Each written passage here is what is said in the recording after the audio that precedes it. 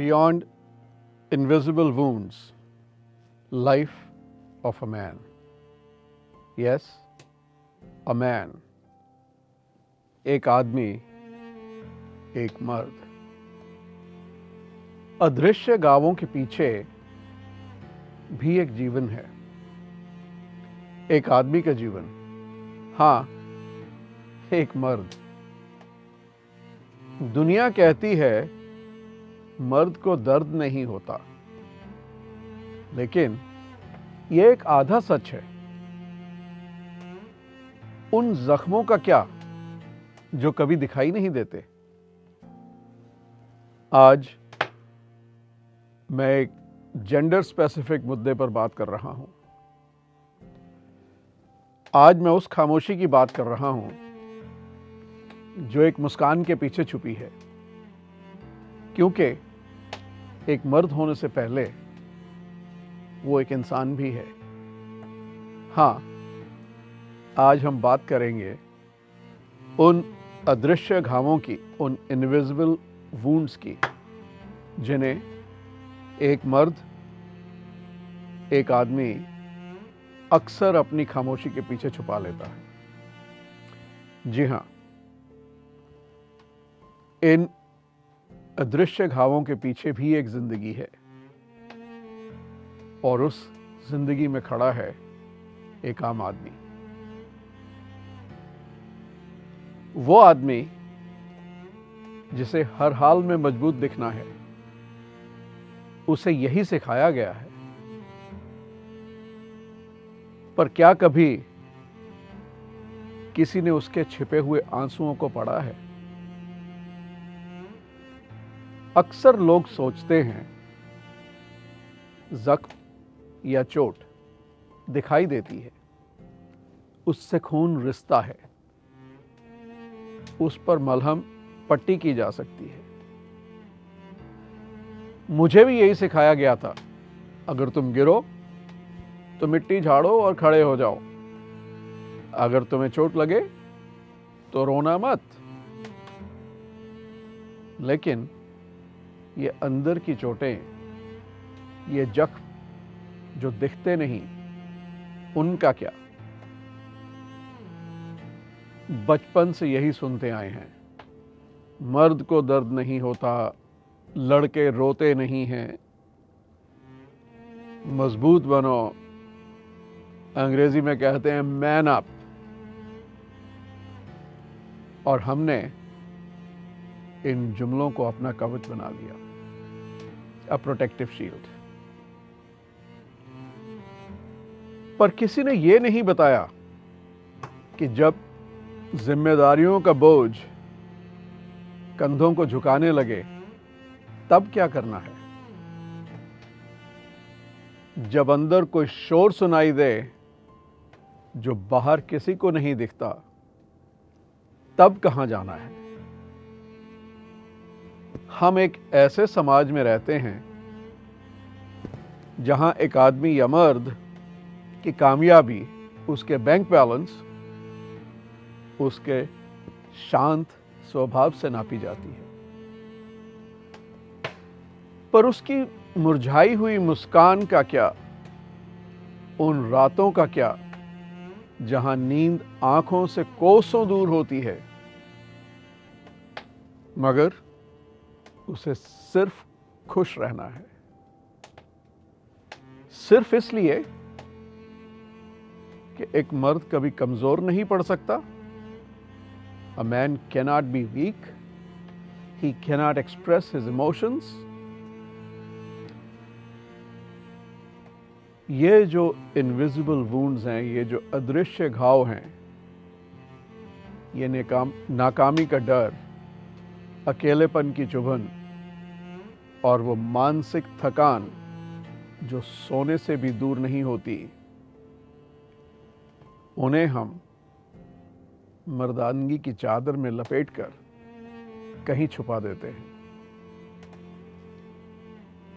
हाँ, मैं एक आदमी हूं, एक मर्द हूं.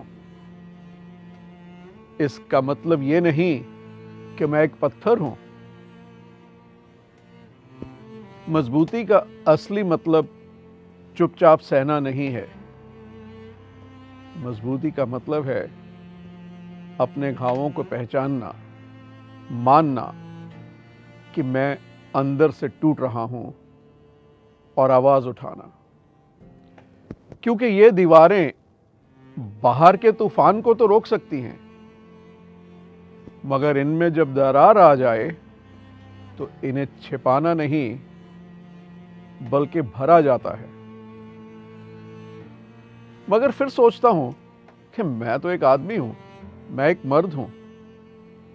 मुझे यह नहीं सिखाया गया कि मैं उसे बयां करूं। कैसे दिखा सकता हूं मैं अपनी कमजोरी को? किसके पास जाऊं? कौन है जो मेरे दिल की तकलीफ को समझ सकेगा?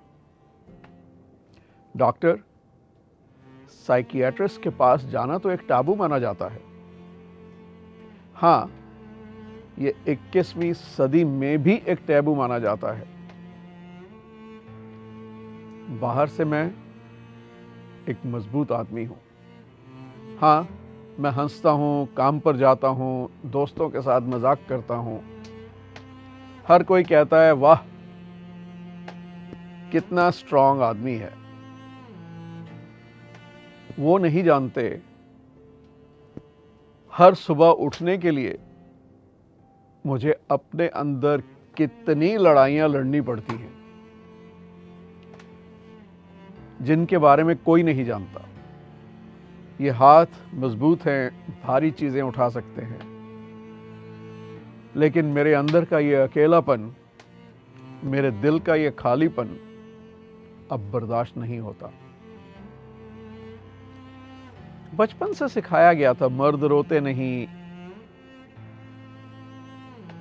इसलिए जब मेरा दिल टूटता है, जब निराशा छा जाती है, सब कुछ बेमतलब सा लगता है,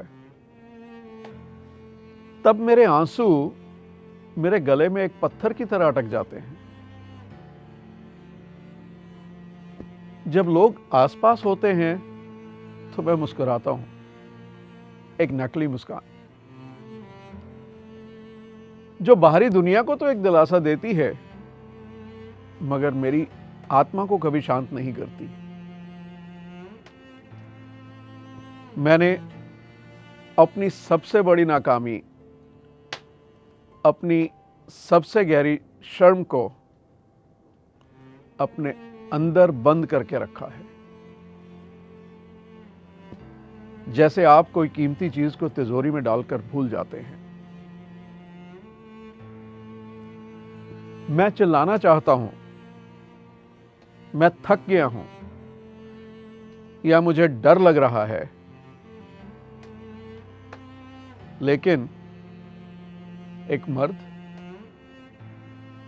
मर्द हमेशा हीरो होता है, हमेशा बचाने वाला होता है।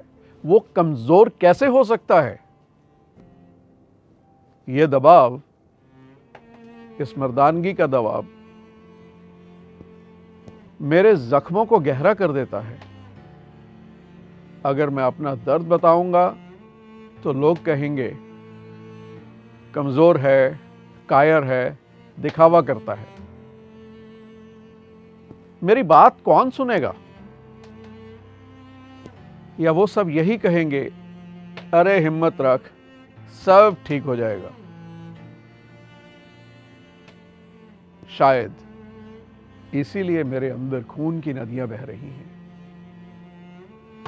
किसी ने मेरे ये जख्म नहीं देखे। ये रिश्ते हैं, धीरे धीरे, चुपचाप। और एक दिन आखिर में बस एक ढांचा बाकी रह जाएगा, एक स्केलेटन। मुझे बस इतना ही कहना है, बस इतना पूछना है, क्या मजबूत होने का मतलब अकेले लड़ना है? क्या इन जख्मों को भरने के लिए मुझे हर रोज टूटना होगा? नहीं, मैं भी एक इंसान हूं। बहुत हो गया, इस मजबूती के पीछे भी एक इंसान रहता है, उसको भी मरहम की ज़रूरत होती है। फिर मुलाकात होगी एक नए मुद्दे के साथ।